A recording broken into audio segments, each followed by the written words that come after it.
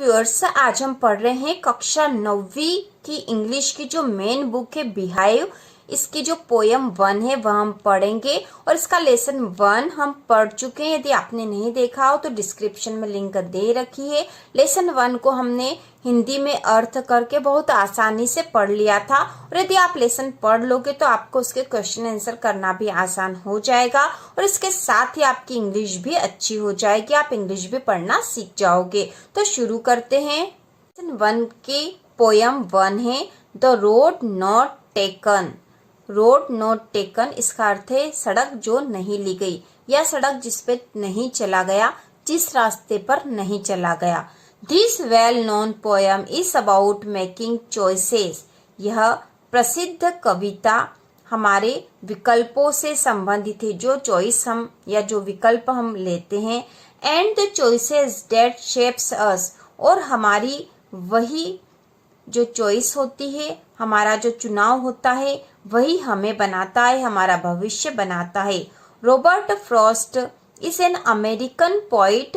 Robert Frost जो कि इस कविता के कवि हैं, वह एक अमेरिकन कवि है।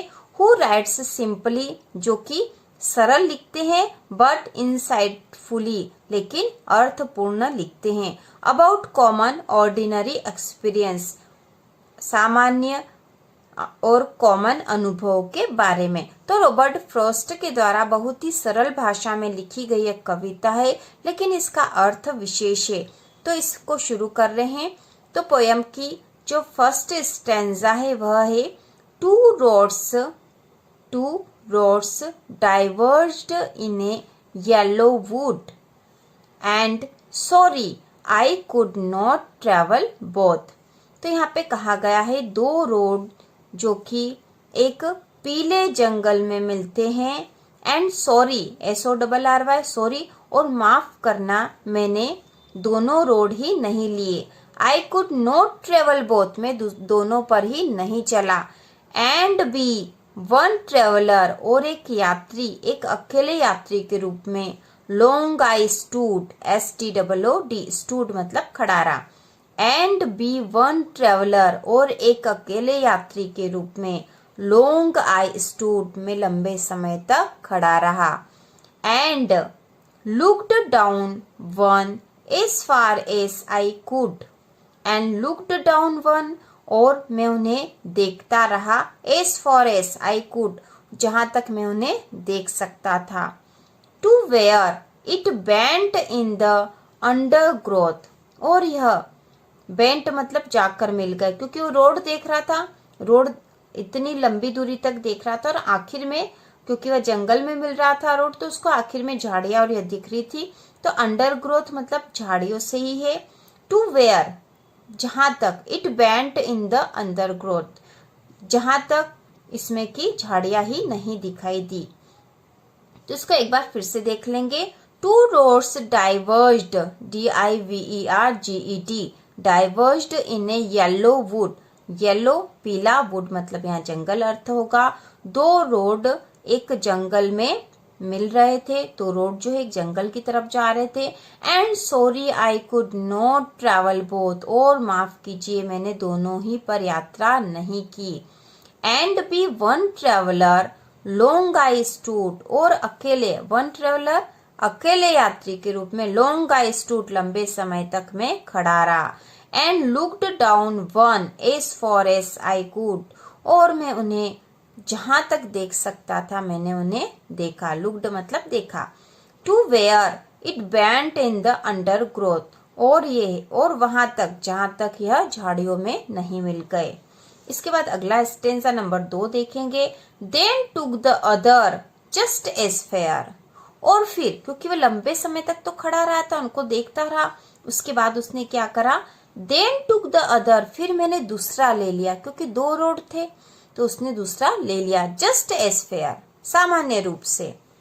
And having perhaps the better claim, और यही शायद, परहेप्स मतलब शायद, द बेटर क्लेम अच्छा रास्ता था, यही अच्छा चुनाव था। बेटर क्लेम अच्छा चुनाव था। Because it was grassy and wanted wear, grassy GRASSY, grassy मतलब घास थी, बिकॉज इट वॉज ग्रासी, यह घास वाला था, एंड वांटेड वियर, वांटेड चाहता था, वियर मतलब इस पर कोई चले, क्योंकि वह घास वाला रोड था, उस पर कोई चला नहीं था अभी तक, तो ऐसा चाहता था कि उस पर कोई चले। Though as for that the passing there had worn them really about the same. Though यद्यपि as for that the passing there, और जहां तक मैं उस पर चला, क्योंकि दोनों रूट लगभग पास पास में ही थे, और जहां तक उस पर मैं चला, had worn them really about the same, यह लगभग समान ही था। तो यह दूसरा स्टेंजा का अर्थ है। अब अगला स्टेंजा देखेंगे। And both that morning equally lay, और दोनों ही सुबह उसी प्रकार से पड़े हुए थे, क्योंकि यहाँ रोड की बात हो रही है, उसी प्रकार से थे। इन लीव्स नो स्टेप है trodden black, trodden black, trodden मतलब तोड़ना, तोड़ा हुआ होना, तो यहाँ पे लीव्स LEAVS, लीव्स मतलब पत्तियां। In leaves no step, step मतलब कदम, हैड ट्रोडन ब्लैक, और पत्तियों पर, उन रास्तों पर जो पत्तियां गिरी हुई थी उन पर, उन पत्तियों पर नो स्टेप, कोई कदम नहीं रखे थे जिससे कि वो टूट जाए, वो पत्तियां टूटी हुई नहीं थी, मतलब उस पर कोई चला नहीं था। Oh I kept the first for another day, oh अरे मैंने पहले को किसी और दिन के लिए छोड़ दिया है, या मैं पहला रास्ता किसी और दिन लूंगा। Yet नोविंग how way Leeds on the way, लेकिन मैं जानता भी हूँ, क्योंकि उसने पहले रास्तों को किसी और दिन चलने के लिए छोड़ दिया है, लेकिन वह जानता भी है कि रास्ता कैसे आगे निकल जाता है। Yet नोविंग how way Leeds on the way, किस प्रकार से रास्ता अपने अनुसार चला जाता है।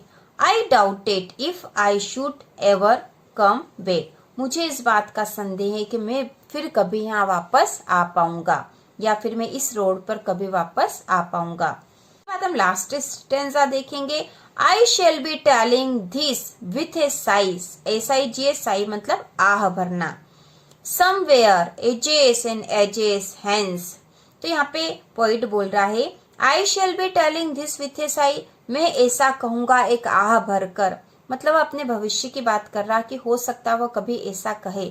I shall be telling this with a sigh, मैं आह भरते हुए ऐसा कहूंगा। Somewhere ages and ages hence, कहीं पर, एजेस एंड एजेस मतलब सदियों बाद, somewhere ages and ages hence, मैं सदियों बाद कभी ऐसा कहूंगा। Two roads diverged in a wood, दो रास्ते एक जंगल की तरफ जा रहे थे। And I took the one less travelled by, और मैंने एक ऐसा रास्ता लिया जो लेस मतलब कम चला हुआ था, जिसपे यात्री कम गए थे, ऐसा रास्ता मैंने चुना। And that has made all the difference, और उसी ने सारा मेरे जीवन में अंतर ला दिया है। तो इस प्रकार यहाँ पर ये पोयम है रॉबर्ट फ्रॉस्ट की, और इस पोयम का जो संदेश यह है कि हम जो भी अपने जीवन में अपने लिए जो रास्ता चुनते हैं, अपने जो चुनाव करते हैं, वो उसी से हमारा भविष्य बनता है। हम कैसा रास्ता चुनते हैं, ऐसा रास्ता जिसपे सभी लोग जा रहे हैं, उस रास्ते को पसंद करते हैं, या फिर ऐसा कोई मार्ग या हमारे लिए ऐसा कैरियर पसंद करते हैं जैसा किसी और ने नहीं चुना था, बहुत कम लोग उस रास्ते पर गए हैं, यदि हम वो पसंद करते हैं तो इन दोनों रास्तों के चुनाव से ही हमारा भविष्य तय होता है। तो इस प्रकार हमने the poem the road not taken का हिंदी अनुवाद कर लिया है। अब हम इसके क्वेश्चन आंसर भी करेंगे। इसके पहले हम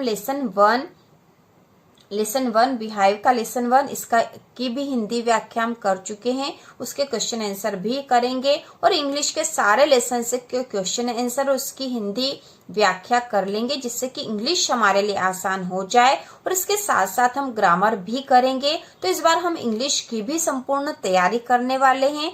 तो इसी प्रकार के और वीडियो देखने के लिए चैनल को सब्सक्राइब कीजिए।